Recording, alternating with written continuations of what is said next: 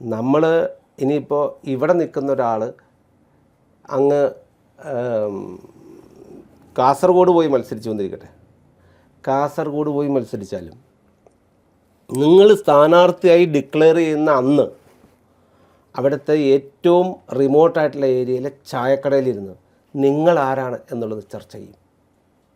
അതിനുള്ള ഫെസിലിറ്റി ഇവിടെയുണ്ട്.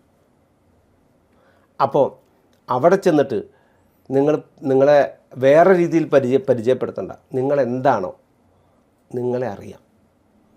അതുകൊണ്ട് ഈ മൂടുപടങ്ങളും പഴയ പോലത്തുള്ള തിരക്ക് ജാടകളും ഒന്നും വിലപ്പോവില്ല. പണ്ട് നമുക്കറിയാലോ, കോളേജിൽ പഠിക്കുന്ന കാലത്ത് KSUക്കാരൻ്റെ ഖദർ എപ്പോഴും കീറിയിരിക്കുള്ളൂ. ഇപ്പോൾ അവൻ ആ പണിയൊക്കെ മാറ്റി, യൂത്ത് കോൺഗ്രസ് തന്നെ പണിയൊക്കെ മാറ്റി. അങ്ങനെ കീറിയിട്ട് പിന്നെ തേച്ചുകൊണ്ടൊക്കെ ഇടുന്നത്. വേറെ പണിയില്ലടേ, ഈ ഷർട്ടൊന്നും മാറ്റിക്കൊണ്ട് പറയുന്നത് ചുമ്മാ കൂളായിട്ട് പറയും. പിള്ളേർ കളിയാക്കും, നാട്ടുകാർ കളിയാക്കും, റോഡിലേക്ക് കിടക്കാൻ പറ്റില്ല.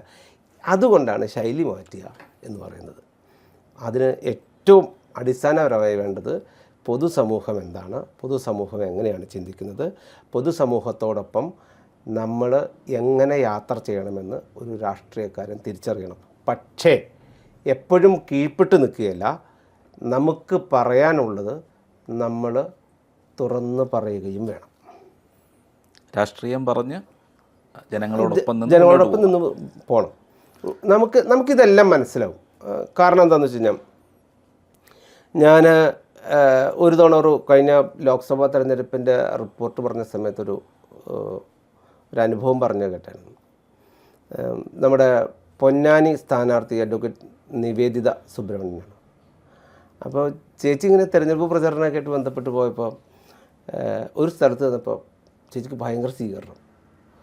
നാട്ടിൽ പെണ്ണുങ്ങളെല്ലാം കൂടെ, പർദ്ദ ഇട്ട പെണ്ണുങ്ങൾ എല്ലാം കൂടി അങ്ങ് ഷാളിടുക, സ്നേഹിക്കുക, ചേച്ചി അങ്ങനെയാണ് ഞങ്ങൾ ഉറപ്പായിട്ടും കൂടെ ഉണ്ടാവും എന്നൊക്കെ പറയുക.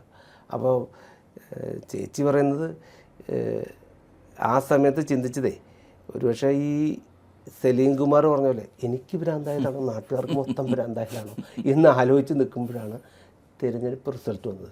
ആ ബൂത്തിൽ നിന്ന് ഒറ്റ വോട്ട് കിട്ടിയില്ല. ഇതും നമ്മൾ തിരിച്ചറിയണം. അതെ, മനസ്സിലായോ? രാഷ്ട്രീയ പ്രവർത്തനമാണല്ലോ, നമ്മൾ ഇതെല്ലാം തിരിച്ചറിയണം. തീർച്ചയായിട്ടും ഇതും കൂടി അറിഞ്ഞിട്ട് വേണം നമ്മൾ നമ്മുടെ അടുത്ത് വരുന്നവരെ, നമ്മുടെ അടുത്ത് നമ്മളിപ്പോൾ ആരെ കാണാൻ പോകുന്നോ നമ്മളിതെല്ലാം മനസ്സിലാക്കണം. ഇതൊന്നും വൈരാഗ്യ ബുദ്ധിയുടെ ഭാഗമല്ല. നാളെ ഈ വോട്ടെല്ലാം നമുക്ക് വരും. ഇവരെല്ലാം നമ്മുടേതാണ്. ഈ വോട്ടെല്ലാം നാളെ 10,000 വോട്ട് BJPക്ക് കൂടുന്നുണ്ടെങ്കിൽ എങ്ങൊന്നും കൊണ്ടുവന്നല്ല, ഇവിടെ തന്നെയുള്ള വോട്ടാണ്. അത് ചേഞ്ച് വരുന്നതാണ്.